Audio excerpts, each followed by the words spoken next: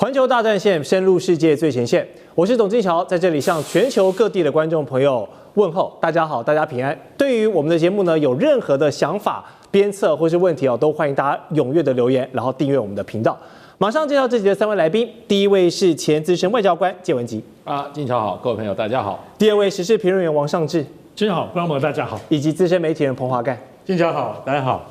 好，我们节目一开始呢，就是要来聚焦昨天最热的一件消息，就是呢，美中2位领导人呢，他们又通话了。这次是透过线上的通话，也是继2人在之前韩国的 APEC 峰会见面之后呢，这次是由中方习近平主席主动来跟美方联络的一场契机哦。那双方讨论了包括像是俄乌战争啦、芬太尼毒品的问题啦、黄豆啦，以及其他的农产品等议题。特别的是，新华社做出了一个报道，指出呢，在这次通话中，习主席特别强调了台湾回归是战后国际秩序的一个重要组成哦。那美方也是表达理解台湾议题对中国的重要性，但是没有进一步的去展开。那通话后呢，川普就说明年4月他将会访问北京。那同时他也邀请习近平主席在明年的稍晚呢，也去到美国看可不可以做个访问。所以双方是展开了一个良性的互动。那老实讲呢，美中间的关系因为受到整个贸易战框架的影响下，其实是非常的恶劣、非常糟糕的，一直到下半年开始才有所好转。那这一次由中方主动来联络美方，其实还蛮少见的。而且北京主动出击的背后，他们的目的是什么呢？有点耐人寻味。我们先请教介大使，你嗅到了什么样的一个政治算计？对，因为这个就跟德国之音的报道，他说这个中国大陆的领导人直接打电话给美国领导人，就是用4个字叫极为罕见。极为罕见。上一次是好像9·11事变的时候，江泽民打过电话。这个中间你看多少年了啊？那可见这个应该就我们的这个嗅觉来讲，应该是知识体大。知识体大。当然就是说，大陆发表的这个事后的新闻稿谈了很多点，对不对？第一个就是双方这个有一个共识，上一次的见面达到的共识很具体，然后呢又谈到了怎么样还要继续交往下去的一些原则。那其中特别提到，就习近平主席对川普总统特别说，台湾的回归是2次大战成果的重要组成部分，那直接跟美国谈台湾的问题，那而且中国大陆还特别写在这个新闻稿里面，是这里面就很有注意的地方注意的地方。那事实上的话，像德国之音他下的标题就是说这个事实上感觉是中国跟希望美国介入之间，中日目前的这个他用僵局，对，那可能是有这个作为，还是说呢？如果你要有推测的话，是不是中国大陆要对日本做出下一段的举动是什么？先跟美国打招呼，或者说呢，中国大陆希望川普总统出面跟这个美国的跟日本的首相高市早苗做一个沟通，还是带有一个立场的沟通？那或者就是说，第3个就是请美国的总统，在接下来可能请美国的川普总统来做目前中日僵局的一个调解人，就你要给他一个目标对，那是不是如此？看不出来，因为川普立刻也在他的这个Truth Social 里面发了一篇文章，讲了很多，他就说我的好朋友我们打电话怎么样？这个大豆什么这些东西都是运转顺利那么可见双方的关系现在很好。那么我已经决定4月，习近平主席再次邀请我4月去北京访问。那么我也同样，我为了这个等于说怎么讲呢？回馈就是说，那么我也这个邀请习近平主席在今年的适当时期到美国来访问，进行国事访问。那他没有提这个日本的事情，可是呢，很奇怪的这个电话打完没多久，川普主动打电话找高市早苗。对，这个就变成就是说，川普虽然没有提台湾问题，只有大陆讲台湾问题，那川普为什么会这个电话挂了以后，几乎是他那边应该是很晚因为他说是25号早上，而这个电话已经打了。你知道美国跟尤其华府跟我们这个东京或者这个北京时间是黑白颠倒的，对差12个小时啊。那他可能就连夜就打了这个电话啊，可见他做事这个企业出身啊，是好见机理智，风风火火的。结果呢，那这个电话目前美方保持缄默，对，没声音。可是高市早苗说了，他说川普主动打给他，是对不对？然后他说，川普还告诉我，我们是很好亲密的朋友，你以后随时可以打电话给我。那么好，那可是呢？对于里面谈了是不是谈了这个什么具体的问题啊，或者说有没有谈台湾问题？高市早苗说细节不便透露，就这样子。所以不管怎么样，习近平打完电话给川普，川普立刻打电话给高市早苗，那可见重点就是在中国大陆跟日本的关系。是，所以我觉得很快，因为这个电话的话，川普会打的话。不会只寒暄呐，这就是一定有什么样的立场，是或者有一种或者传话都不知道，那就看着现在这个啊，要不然我们就看川普是不是有时间发一个这个 True Social 的贴文，看他怎么讲。另外一个就看高市早苗日本这边的会不会有什么具体的回应动作。是，没错。前段时间这个 APEC 峰会举行的时候，之前川普总统才陆续去访问了日本啊。还有韩国等等，结果双方呢在上面还有互动，然后包含这个川习会在韩国的见面，结果才过了一段时间，双方现在又主动，应该说三方又主动打电话，中国主动打给美国，美国再主动打给日本，那我们就可以发现了什么事情，就是前段时间高市首相的台湾有事论哦。引发了这件很多的风波，才会产生三方的领袖这么密集的又联系。虽然三位大人物讲了什么，我们电话那头是无法得知啊，因为不会通灵术。但是上次哥，你觉得这一次这样子三角关系连来连去，我主动打给你，再主动打给他，不管他们谈了什么，川普对高市的态度，应该说台湾有事这个发言，你觉得是褒还是贬？现在我们看，主要我们来细来算一下时间因为这2通电话都是太罕见了，非常非常罕见，所以我们必须要把它的时间序。首先呢，我们已经确定习近平是在11月24号的深夜，非常深夜为什么这样讲？因为习近平一打完电话，在新华社马上就发布了这个部分的消息。最早美国还没有新华社发布，所以呢之后我们再看，在接下来的部分是川普打给这个高市早苗是什么呢？它是富士新闻网的一个独家消息。富士新闻网独家消息大概约莫6、7个小时之后的，也就是我们今天录影时间的今天清晨。那有这个消息之后呢，然后呢，所以日本的媒体都蜂拥的去问高市早苗。那高市早苗大概是今天早上。在台北时间的10点、11点的时候是接受访问讲这个话，所以我们推断的部分是习近平打给川普的部分是在24号的深夜，已经接近晚上12点，所以作为美国当然是在白天上班的时间上午，所以川普应该说在6个小时，甚至如果估算了粗一点，10个小时之内就打了。这个部分其实你看，无论大家现在都避开，那但是我们看在北京的官媒有具体的提到。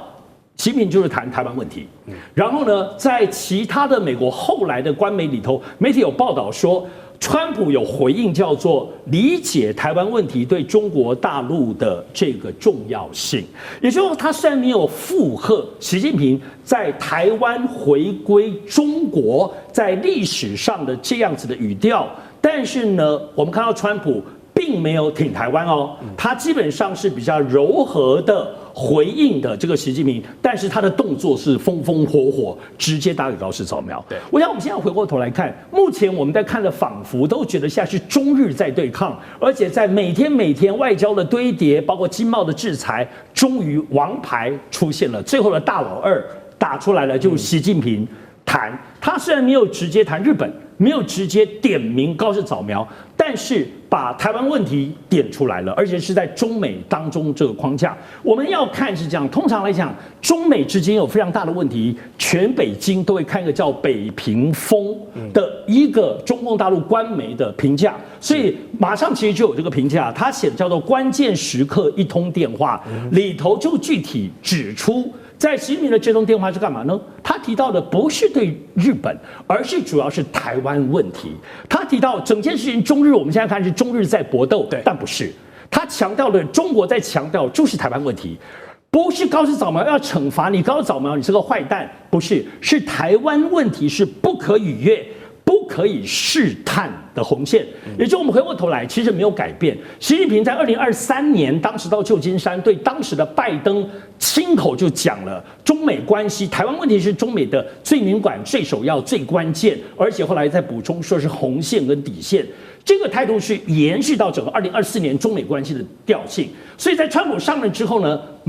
还没有机会重复有关于中美关系对台湾问题的定调。我们看到这一次，其实习近平不只是把这个调性重新指出了，这是中美关系，而且还谈到了历史这件事情。所以我觉得现在是最重要的，就是说，川普，我想他们也不是笨蛋，当然知道习近平的部分的潜台词用意，所以呢就立刻打了电话。当然这里头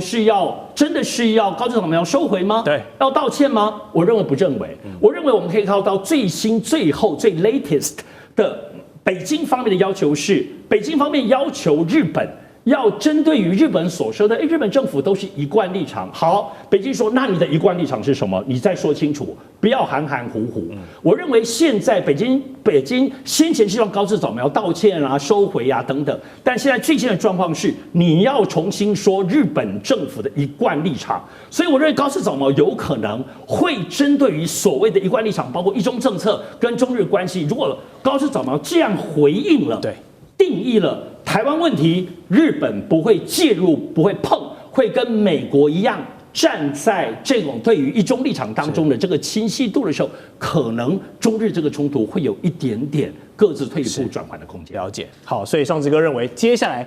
高市首相的态度就很关键了，看他这2天会不会再有一些格外的补充跟跟进。我们再看到同样是一个专家的视角，是来自华府智库德国马歇尔基金会的印太计划主任。这位对台海局势也非常了解的专家葛莱伊，他也分析说，川习这次通话呢，是正值美国针对结束俄乌战争提出这个28点和平计划，很快就做出了一个通话。那川普很可能为了寻求战争结束也透过习主席打给来的电话呢，顺便来问一下，有没有办法来一起帮助这个劝和俄罗斯劝和普丁毕竟这个中俄关系如此之好，这一起来劝效果更好。那《纽约时报》也分析作为互惠，那习近平当然也可能提出，我可以帮你劝俄罗斯，当然你美方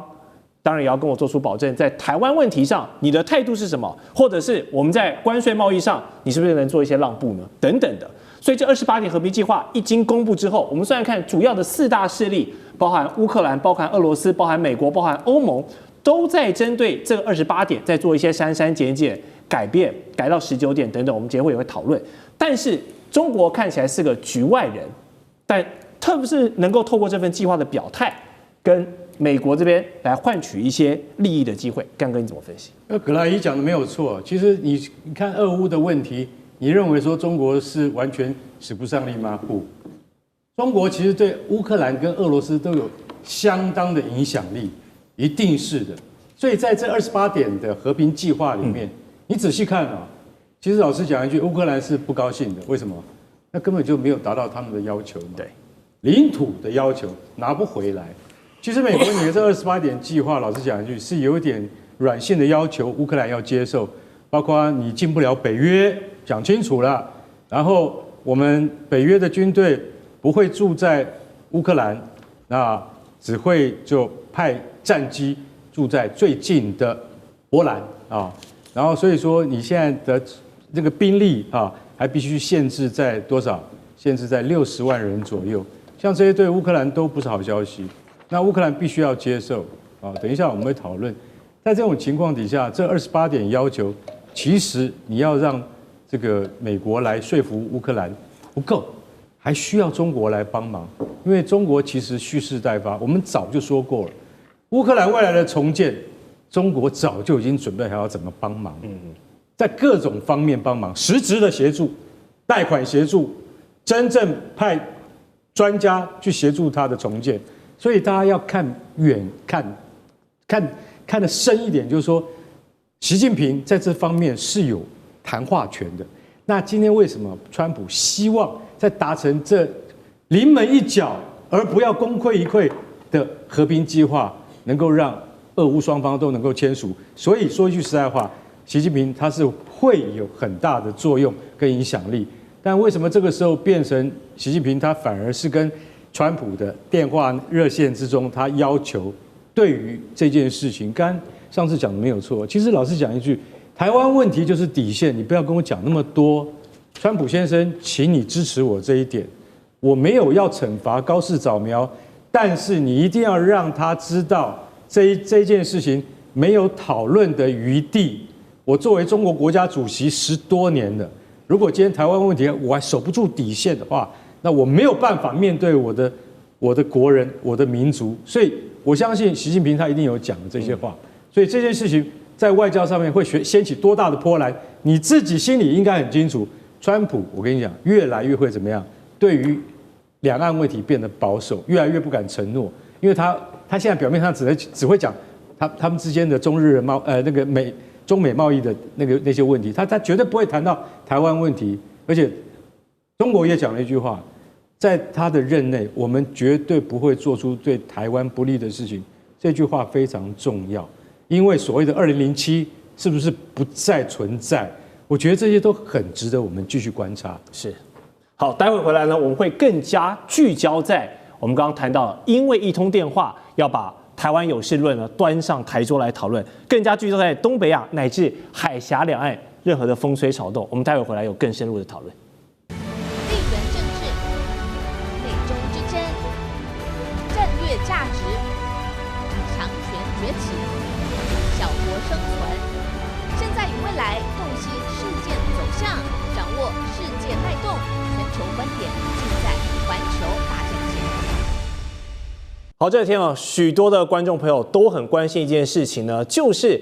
日本首相高市早苗飘出的台湾有事就是日本有事这个论调，掀起了现在国际媒体所有人的关注。那么美中的领导人也马上打了一通电话，我们看到这次是习近平主席主动打电话给川普总统，并且在通话中强调，台湾回归中国是战后国际秩序一个重要的组成部分。他希望不管是美方也好，或是日方也好，在这个问题上要做出自己的明确的一个表态。那与此同时呢，美国的海事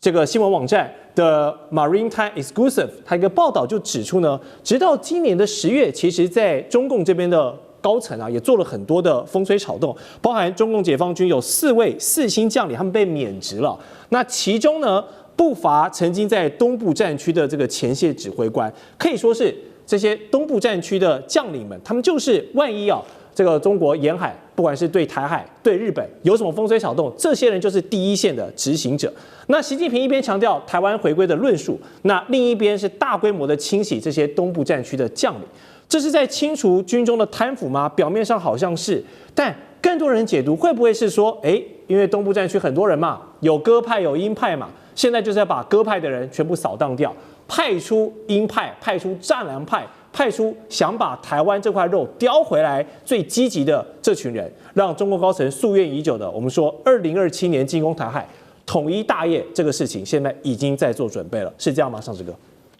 其实我们在看有关于2027年的这个全世界，包括很多的这种军事的智库，大家会直指2027年，其实有好多原因。那这个原因不乏，首先第一个部分是习近平在2022年当时是第三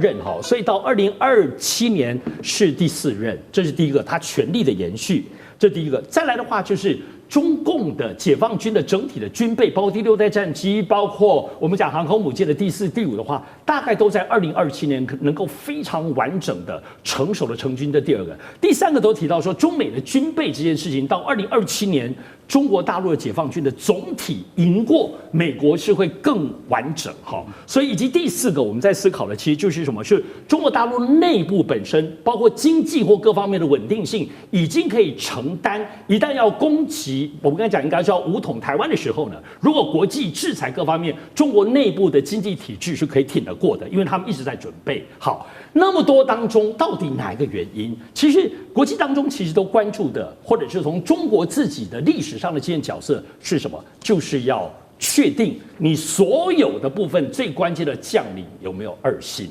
所以其实我自己在两岸当中这30年来，在过去一些产官学啊，在思考两岸最危险的一个观察指标，就是一旦大规模的在清洗军中的，尤其是最高阶的人士。为什么？因为中国历史上每一次当中朝代的更迭，一旦如果没有，因为涉及到军力的变动，整个中国的国土里头就有很多的区域的部分战争，于是就诸侯割据，就一旦打仗诸侯割据，在近代的时候也知道，民国好不容易推翻满清，结果军阀割据，所以也就说一旦打仗要进行统一的时候，其实手上有军权的人，如果他不够忠诚，不够真正的向心的时候，他其实非常危险的。我们现在看到，在这一波当中，包括9名的高级将领，33个上将当中，已经有12个上将被清掉了，而且没有补。所以到底会什么样的原因？其实你说是只是反贪腐吗？但是反贪腐背后一个很重要的原因，就是如果你一旦贪腐，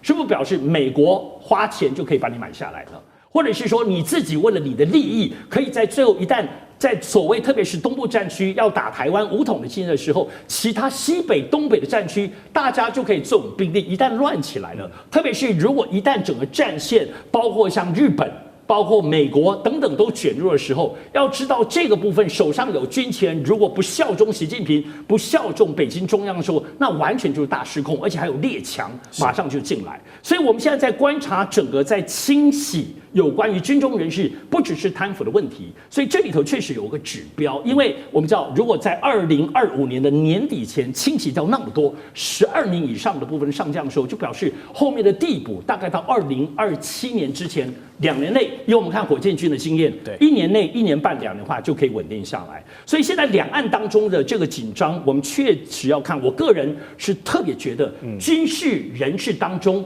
的清洗是指标两岸。我们都知道，今年的部分已经很确定，9月10日，中国大陆已经是推进两岸所谓推进统一了。这个部分不只是对台湾民众宣说哦，是对14亿民众的同胞也都是讲要推进统一了。所以军事是恰好是一叶知秋。是好，这个上次哥帮我们点出了从高阶军事将领的人员调动呢，就可以看出这个中共在实务规划，尤其是在统一这个议题上呢，现在步伐是迈开了。好，那全球现在再度聚焦台海局势，还有当中的各种政治博弈跟诡局。中国央视也重提了日本曾经在2021年呢，就针对台海有事，其实就模拟过了3套剧本，这不是什么新东西。但是因为首相的一句话呢，又被考古挖出来了，并且上了中国的网络热搜。我们从曝光资料可以看到，这计划的核心呢，大概有分成3个层次啊。第一层就包括了水陆的机动团快速夺取关键岛屿，然后建立前线人的据点。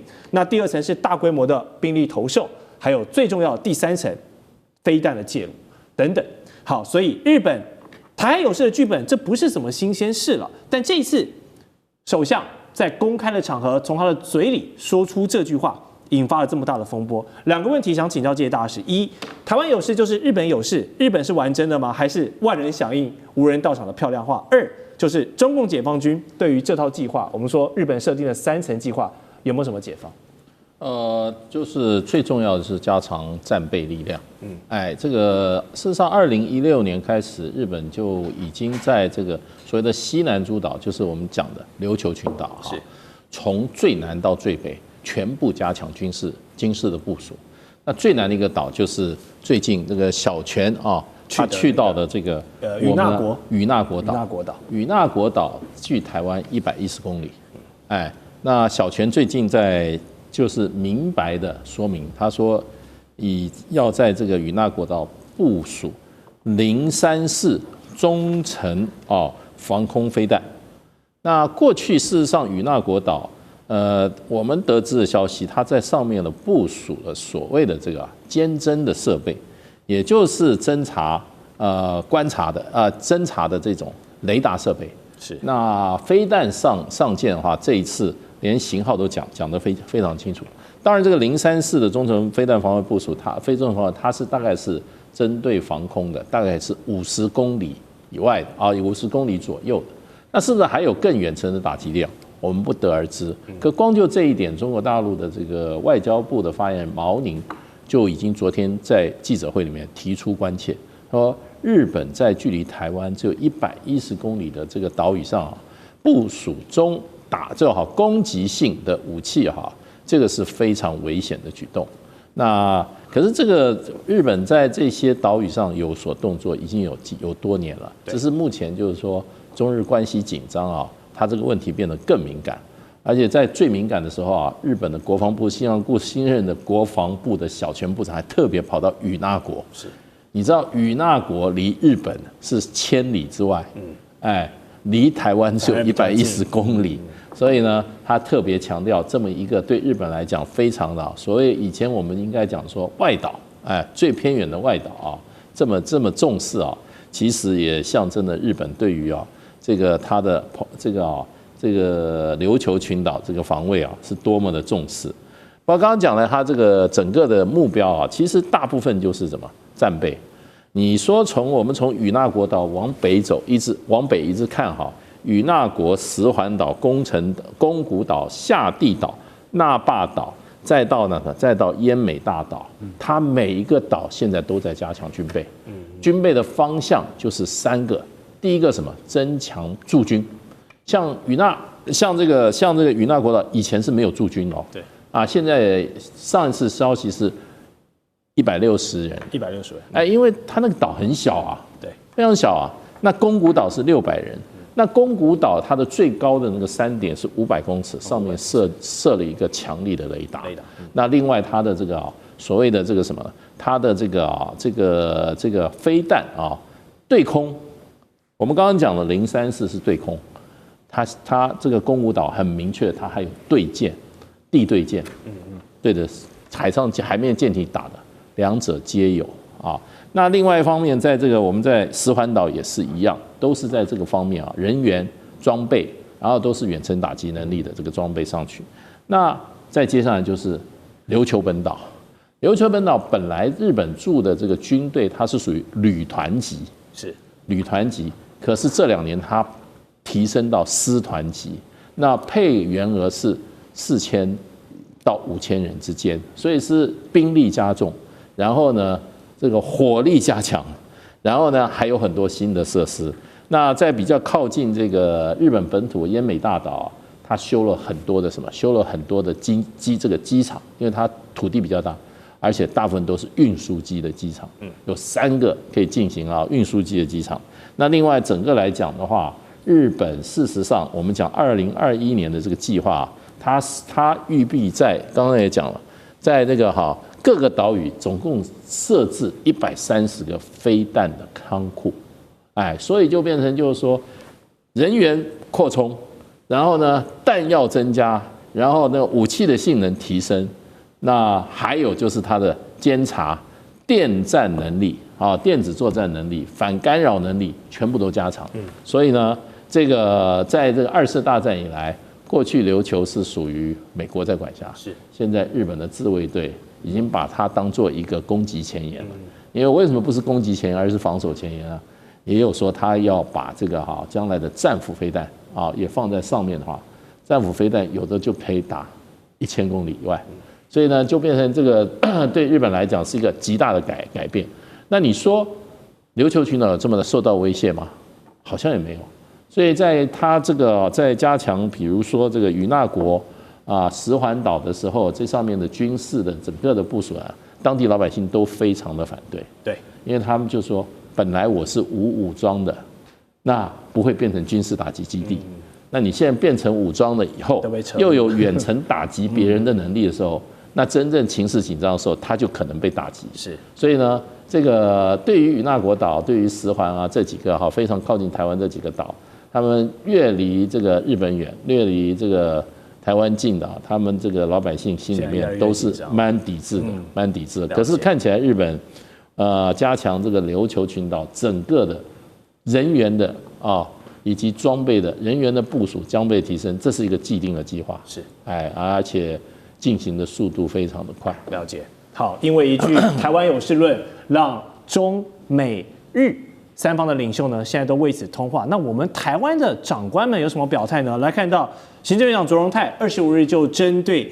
习近平声称台湾回归中国是战后国际秩序重要组成的部分，他表示呢，中华民国台湾是完完全全的主权独立国家，所以没有回归这个选项。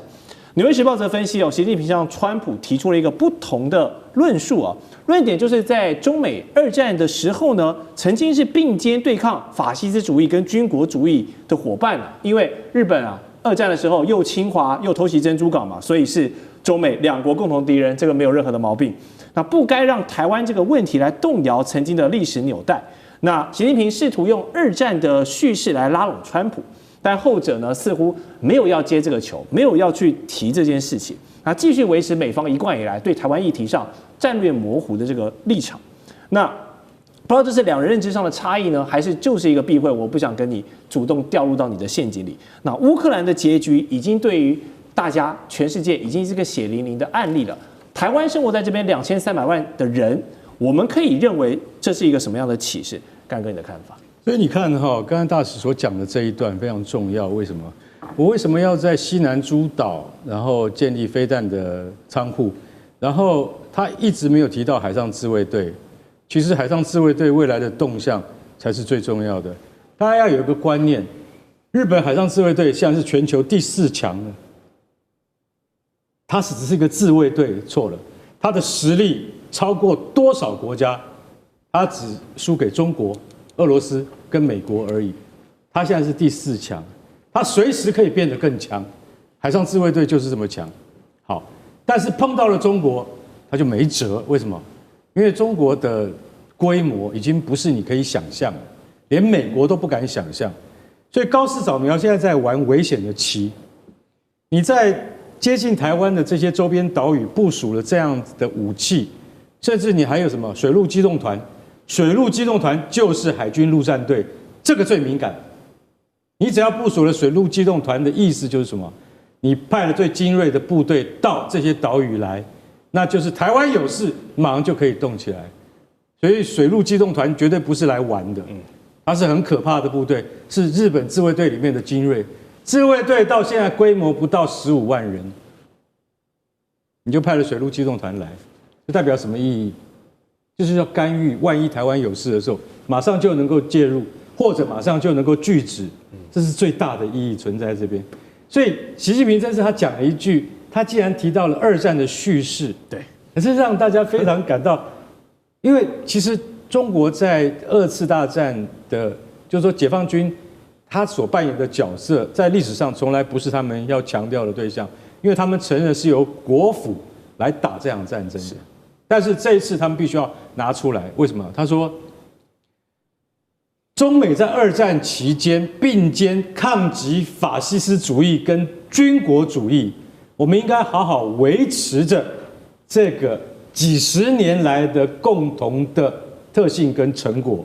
所以希望川普能够重视这件事情。那其实老实讲一句，中国在就说我们10月25号的台湾光复节的时候。台湾光复没有什么活动啊，台湾本身都没有什么活动。大陆那边是大做文章，大做文章是什么意思？就是必须要去回顾历史，知道说台湾是从日本占领底下光复的。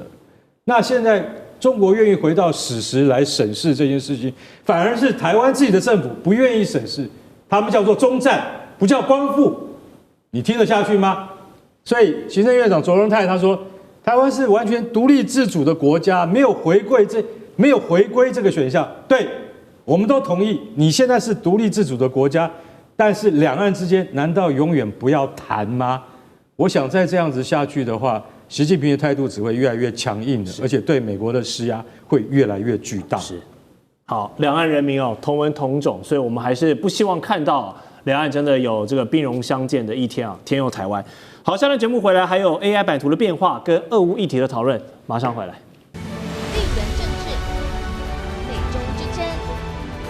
战略价值、强权崛起、小国生存，现在与未来洞悉事件走向，掌握世界脉动，全球观点尽在环球大战线。好，环球大单线这个环节呢，我们要讨论到现在最新最夯的 AI 话题了，好不好？这一个礼拜啊 ，AI 的变局真的是变化万千，可以说版图又重新洗牌了。因为呢，中美企业都端出了重磅级的产品，语言模型变得更强大。我们首先来看到中国大陆这边，这个 App 大家手机上下载了吗？是什么？是阿里巴巴推出的千问 App。它上线才1周呢，就已经累积超过1000万的这个下载量了。那这个应用呢？跟那些你之前玩啊，可以帮你说出一些梗图啦，一些什么吉普力啦，帮你写文章等等那样 ChatGPT 的使用体验不太一样。它可以说是阿里巴巴整个生态系的一个真正的 AI 整合入口。像阿里巴巴旗下大家都买过嘛，淘宝嘛，电商，还有出行导航用的这个高德地图，付钱的支付宝，然后生活美食、饿了么等等，口碑等等，现在一个 App 就可以直接帮你导入，你给它下点指令，它就可以像那个科幻情节一样，都帮你直接输入到你要买什么，你要吃什么，我直接告诉你，这样一站式的服务。那就说这个代价是呢？用户啊，就要被绑定在阿里巴巴的生态系，就你必须要用阿里他们家的所有东西，其他连到外的不好意思都没有办法帮你连到外面，因为钱要留在自己家赚嘛。所以想问干哥，你觉得这个千问 App 可以说是中国大陆这个杀手级的 AI 应用吗？还是说会跟 DeepSeek 刚出来一样，哇，吓得华尔街每个人都屁滚尿流，但是最后有点雷声大雨点小的感觉？什么事情都不要看得那么早哈。虽然说这个千问出来，你知道它多吓人吗？它才1周就下载突破1000万。我先告诉你，现在是多少？是6亿次下载，它非常可怕，它已经超越了，就是我们年前才讲过 DeepSeek， 对不对？那它为什么你知道吗？他说，用户都说这个叫做生活好帮手，不是你现在看到说叫你去什么美食啊，什么饿了么什么等等之类的，还有导航这些，他说不是这样，他会跟你谈话，真的是 AI 的智能的展现，他会跟你谈话，就是说。你要解决问题，对不对？比如说找路，路找到了之后，你要怎么样找到你要去的那个点？要从什么地方进去比较快，或者是你应该要坐什么车比较快？当你在进行当中，还可以继续跟他聊，说我好像碰到困难了，你帮我解决问题。就是说，他们说这叫做能办事的个人 AI 助手，叫做实用派代表，代表他的人工智慧又进阶了，不然。他不能够这么拟人化的来跟你对谈、跟你对答，所以其实他这个是超越了 ChatGPT 跟那个 Sora 等等 DeepSeek 一样，史上成长最快的 AI 系统。那千问它的原因是在它的原有的 iOS 跟那安卓的应用程式进行了更名改版之后，统一纳入了开源里面，就是 Qwen 里面，它统一纳入 Qwen 里面去开发的。那所以用户的体验就是说，他们觉得真的很火爆，是它这个东西真的很火爆。可是唯一它现在做不到的是什么？你知道吗？就是说你想这么厉害了，已经可以帮我们中途解决很多问题了，包山包海，对不对？它现在还不能解决一个问题，叫做炒股下单，这个还做不到。他说这个是有牵涉到国家法令的，我还不能够炒股下单。其实我们要的就是这个，对不对？如果他有一天他能够连这个都做到的话，那千问 APP 就横着走了。真的。不过这因为基于其实不仅仅是，就是说我们大陆那边，我们台湾这边也一样是不行的问题了，这是法令问题。是。他只差这个做不到而已啊，对不对？所以也有网友说，我跟你讲，千问 APP 已经达到什么程度了？它就像是在2次大战的时候，1944年的。诺曼底登陆战一样，他现在只要能够攻上滩头的话，以后他就打遍天下无敌手了。不过我还是持保留态度啦。是，就算千问 APP 它现在已经是打下诺曼底，对，打下诺曼底以后，你还要打下康城，还要打下瑟堡，再打下巴黎，才最后才能够回到柏林，进占柏林才能够成功。是，千问 APP 你可能会打到柏林去。但是我觉得还是有一段时间，而中途还有多少人会半路杀出程咬金出来跟你对抗，那就很难说了。不过我觉得阿里巴巴已经投资1000万了在这个过程之中其实有很多我的朋友也讲，他说你知道吗？现在我写论文都在用了，也在用阿里巴巴的程式也在用 ChatGPT 看谁写的比较好，还拿来比较，你知道看谁写论文谁写的比较好。真有空，他说我完全有空，为什么？都他们在帮我写，真的，学生已经在用这个软体在写他的论文了，里面总是缺乏了人性，我觉得还值得我们观察下去。说到科技的进步，这个其实我们公司这几天也非常多同事都玩起了美国公司推出的产品，就是 Google 旗下的 Gemini， 最新更新到这个第3代了，非常的厉害。升级它有多强呢？观众朋友真的要用了才知道，包含一些复杂的推理、可视理解方面的表现都是令人惊艳。看这张照片，你输入它一些这个无人扶我、青云志、我自踏雪至山巅，你输入它一些指令，它可以帮你写书法，还可以帮你落款啊，而且是非常好。以前 ChatGPT 在输入一些文字的时候会错误，现在 Gemini 已经攻克这个问题了。好，而且并且 Google 也是家大业大，跟阿里巴巴一样嘛，整合手机、搜寻、云端整个自家生态，它应有尽有啊。所以谷歌比千问更强的是，它是开放全球。阿里巴巴再强，它主要是中国市场为主。那现在 Gemini 3出来了，格局更大，就连竞争对手 OpenAI 的执行长阿特曼用了都忍不住称赞啊，真的是好东西，太强了。所以要知道，美国这个 AI 的国家队不只有 Google， 他们的7巨头 Magnificent Seven 是轮流发力，软硬体都有龙头在跑。虽然说现在中国的追赶实力很强，但是美国现在领先第2名，管你是中国、欧洲还是要大搞 AI 基建的阿拉伯，现在跟美国的差距，上次哥觉得还有多少？我想今年是这样 ，ChatGPT 5.0是在8月宣布的，当时用的时候哇也好强好强，然后之后呢，到10月的时候是谁呢？就马斯克的他的 Grok 4.1出来之后，哇好强好强，他说他比爱因斯坦的头脑还要厉害，我那用一次觉得好强。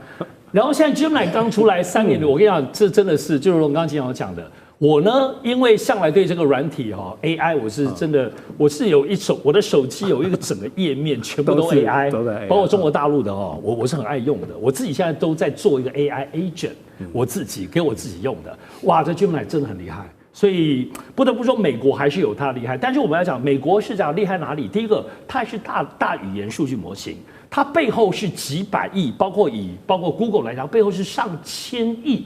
台币以上，就是几百亿美金以上的这一些，包括辉达的晶片跟整个它的这个算力提供给你的。我们每一个人其实在问问题，因为大家大部分都去问或去画图等等。我们跟这么个巨大，仿佛跟个大神我们都小猫咪去许个愿，画了一个4个漫画图，各种，尤其 Gemini 的部分的画图能力真的非常强，比 ChatGPT 厉害。好，但是我们现在讲第2名没有别的，第2名当然就是中国。那现在刚刚前面提到千问要知道其实千问当然大家在测试有几个测试的指标，当然都是输美国的，但原因在哪里？因为他们现在都用中国的晶片，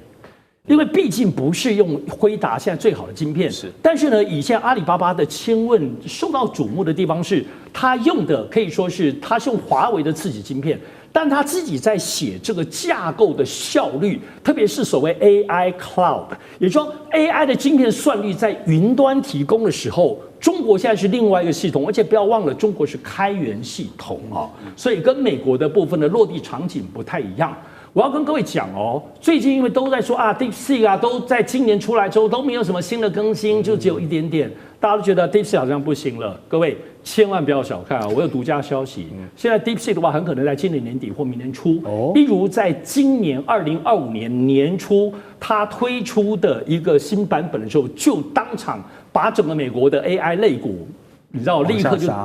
把整个的 ChatGPT 都打成巴烂了，而且它作为开源模式，给全世界的商业各方面都可以用。我知道现在 DeepSeek 的新的版本已经在测试了很可能在今年底或明年初的又像今年初一样，我觉得会有它厉害。那 DeepSeek 现在最近为什么没有急着推出？主要是因为中国的要求。同样的，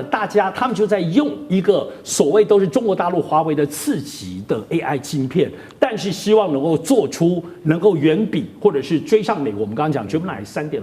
这个部分的这个水平所以大家现在放在中国是输的，是第2名，但它的原因就是没有用辉达晶片，而且在发展自己的包括这种数据结构的。大集丛的就是说几千片、几万片的这样子的这个算力晶片一起来做新的这个算力结构所以我认为还是可能要到真的中国大陆的部分的 AI 差很多吗？我看要到明年1、2月农历过年的时候还有得看，可能还有得看哦。好，这 AI 大战真的太精彩，时不时就会蹦出一些新的东西让大家玩哦。确实，我跟上次这样，手机里面也是好几个 AI 软体，所以我们现在都赶在这个科技发展日新月异的风口浪尖上，就是人工智慧。那不管是技术升级的迭代极快啦，包含中美、中东、欧洲、亚洲各国，大家都在努力寻找我能在这个产业链当中扮演什么样的角色，卡一个一席之地。不管你是开发晶片的、软体设计的，还是像台积电也好、晶圆代工的，只要绑定到 AI， 你的公司就有前景。可见未来的10年呢 ，AI 不只是产业竞争，它更是国与国之间一个新的外交语言、一个新的武器跟新的筹码。所以，我们以前瞻角度来看。介大使过去很多这个外交的场合，可能大家是谈经贸，然后一些农产品、水产品干嘛的。未来 AI 基建、算力、晶片这些，就是下一个时代的筹码了吧？那当然了，这个是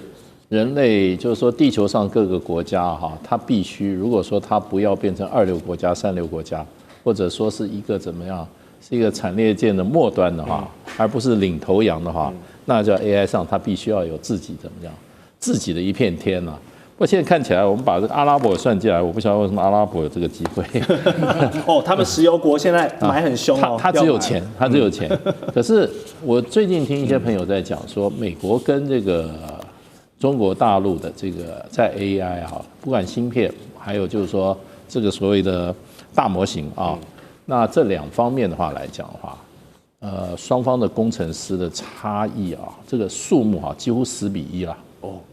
中国大陆这方面的工程师非常的多。啊，你去美国矽谷，你去美国的这个重要的这些啊，这相关 AI 产业的，他的工程师也是中国的，也是中国跟这个印度的，所以这一场竞争啊，当然外交上我是很看，可是它要落实到实际面啊。有几个很重要的一个哈，第一个就是技术能力，那技术能力的根源有2个，第一个你有钱，第2个呢你要有人呐，对，那你要有持续的政策，那中国大陆在这方面比的话，我认为是领先的，那现在短期看起来就变成就是说，因为美国事实上是基础稳，那么哈。它一直是在这个尖端的部分啊，它占有优势。可是呢，这个现在在 AI 的硬体方面，我们就黄仁勋来讲的话，他不认为他能够领先多久嘛。就是说 AI 的我们分2个，一个是硬体，一个是应用。对，一个应用软体的部分，软体讲的是算法，那这个硬体是讲的是算力。那事实上算力来讲的话。现在这个NVIDIA 它是领先是没有错，可是呢 ，NVIDIA 的老板也是说中国大陆的紧追的距离是很近的。对，那另外一方面就算法部分、大模型部分的话，我觉得的话，那这个部分会不会变成2个不同的系统啊？我觉得还是短期内不会。为什么？因为美国现在有它的最好的模型出来啊，它有它的这个模型，大家都觉得很好，像我们现在又有新的啊。可是美国能够，它有一天跟这个中国大陆讲说，我现在禁你所有的 DeepSeek， 你 DeepSeek 也好，你千问 NPP 也好，不准进美国市场。那中国大陆也说，那你这个也不要进中国市场。那中国大陆基本上本身就有14亿人了，14亿人的市场，你美国3.5亿。你美国还要把欧盟拉过来，你要把日本拉过来，你要把很多国家拉过来，你加起来不过才10亿，那中间还有个印度，还有这些人口很多。可中国是一个成熟市场，所以我觉得美国在这一方面会不会有一天把中国大陆的东西我不让你美国来，那相对人中国大陆也不让你美国来，是那基本最后呢，尤其这个纯的所谓的算法的部分 ，DeepSeek 已经证明了中国人的这个工程师的头脑。不在于你这些你这些细补的美国工程师的头脑嘛？对，都已经。现在的问题是什么？刚刚那个尚志宏也讲了，是因为中国大陆的这个这些就是说算法它的算力的部分是用比较刺激的晶片。它如果硬体也赶上来的话，那这个就很难说了。所以我认为基本上天下要定于一很难。我觉得科技最后要定于一要很难。美国你看也现在，你这个好 ChatGPT 出来了，对，马上又出来了，Google 又出来了，没错，他又超越你了，对不对？那中国大陆一样啊，你那个 DeepSeek 出来，现在这个千问出来，对不对？文心一言这个都有啊，那是不是大家就是还是在一个百花争鸣？可是最重要就是我们这个外交部，我们属于政府的部分，我们是规则制定者。我们做一个规则制定下去的话，我今天美国我做硬体方面对中国大陆的制裁的话，中国大陆报复能力是比较小的，他非得用你的东西的时候是这样。可是如果说在软体的部分，我美国今天说你中国不能进来，那中国大陆也可以说你美国都不能进来，那最后就看谁的市场厉害了。中国大陆市场今天连硬体都美国都打不垮中国的华为，中国靠什么？中国华为的这个终端装置，最后是靠中国大陆的这个庞大的市场在支撑它。所以它本来是全球的市场，这是硬体，可是软体就不一样。是，所以回到底，这个庞大的内需还是支持现在中国大陆 AI 不管是硬体跟软体一个强大的底气。好，下段节目回来，我们还有俄乌的和平进展。美方原本提出原始的28点计划，现在被乌克兰改成了19点，里面有哪些关键细节？我们待会告诉你。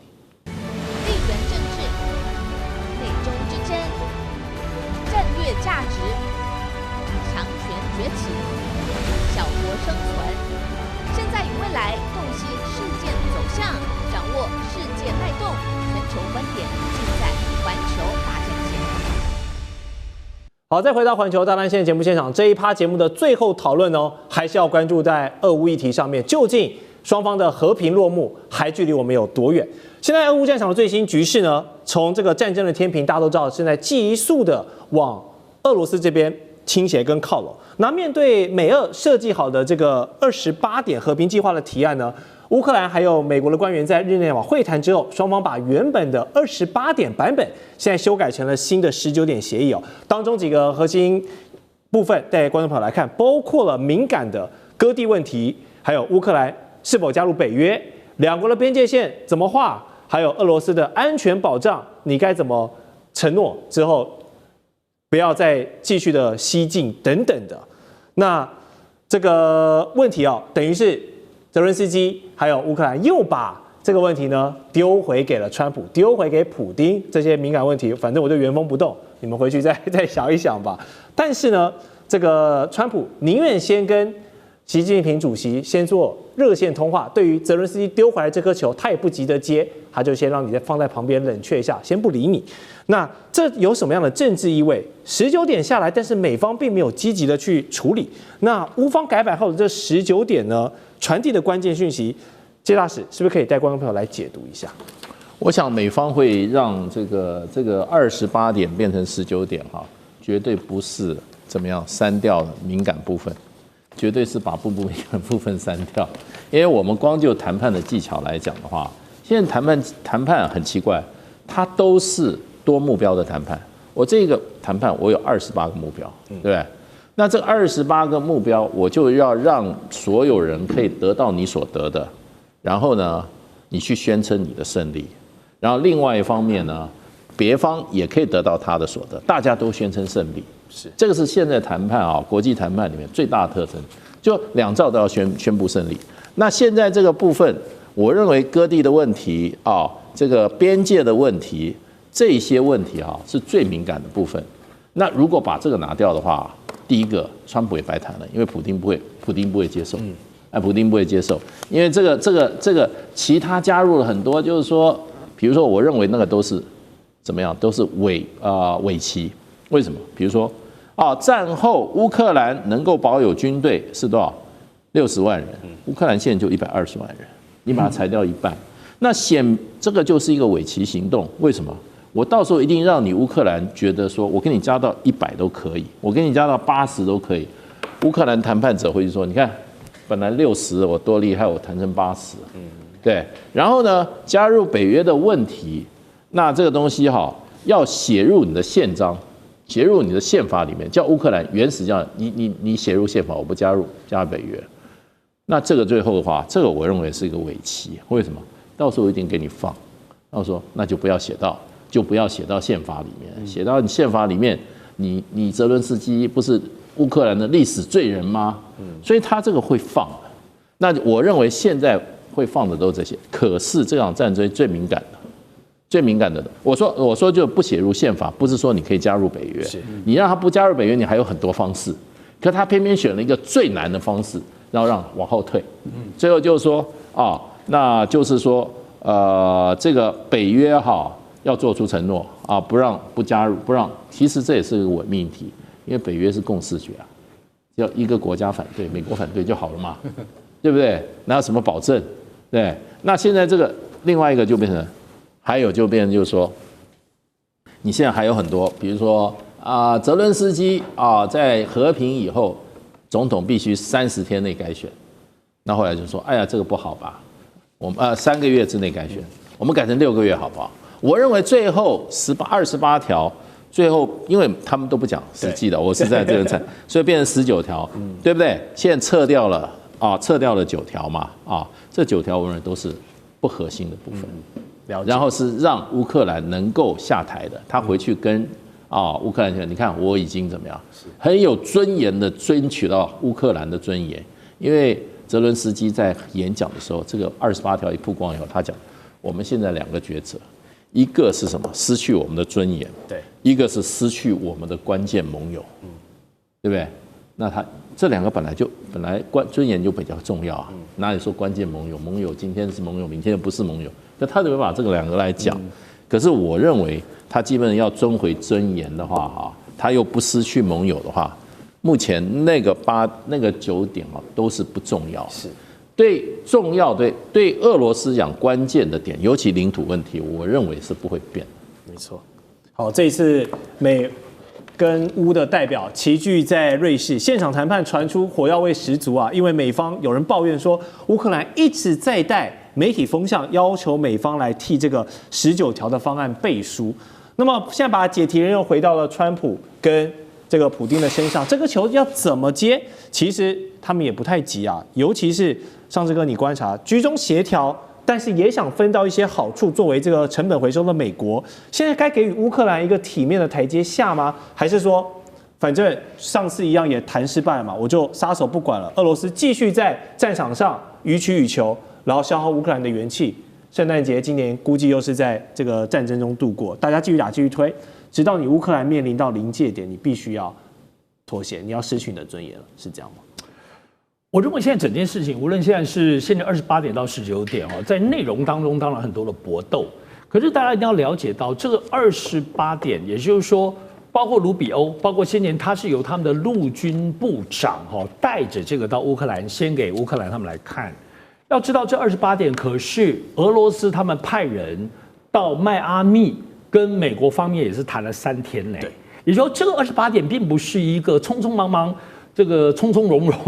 连滚带爬出来的部分的结果，它其实还是美国、俄罗斯谈了3天的结果。我觉得我们要拉回到川普啦。我觉得川普无论如何要注意，大家要注意一点，川普他如果没有在今年把俄乌战争搞定，对他来说，他会是一个非常难受的事情。因为作为他在今年就任之后，已经折腾了，连滚带爬1年，而且不要忘了，在这个28点出来之前，川普又说了感恩节之前要签啊，所以我觉得川普并不是说无所谓，我认为川普有个急切性，而且不要忘了，川普在整件事情上来讲，已经把我跟泽伦斯基觉得泽伦斯基好难搞，他们有很多的部分的军人冲突，而且每次川普在面对俄乌战争之后，他始终都要提到说的部分，因为他是帮拜登擦屁股啊。也就是说，整件事情他没有自己要去认，或美国要去接受，他觉得这是拜登搞的鬼，而且你现在泽伦斯基不把这个事情结束，所以我认为川普有一种急切性，特别到越接近年底，而这个28点也不是很突然的，所以我认为现在的状况是在这次谈的部分，我认为卢比欧把事情搞砸了。我个人是这么看，因为都知道，在整个过程里头，不只是这个28点传出，先让英国金融时报先曝光，后来美联社又大曝光，所以才会整个国际上的舆论针对于28点的内容开始有很多的部分指责，包括欧洲、包括欧盟的国家跟乌克兰还有很大的底气。泽伦斯基录了个10分钟的视频，然后讲的这个热血澎湃，仿佛整个舆论都站在乌克兰这里。可是明明在整件事情，你觉得是整个美国部分是大家来争了吗？其实现在卢比欧是要按照道理是要执行川普强烈的意志，要逼泽伦斯基就范的。所以我觉得这次当中是谈崩了，而没有最后能够让川普希望在感恩节或快速的在今年的有个结果，而现在开始又出现分叉，乃至又回到原点。我认为川普一定会很不高兴。要知道，大家要知道，商人的性格是这样，他不会永远一直认赔下去。到某个时间点之后，他立刻仓促收场，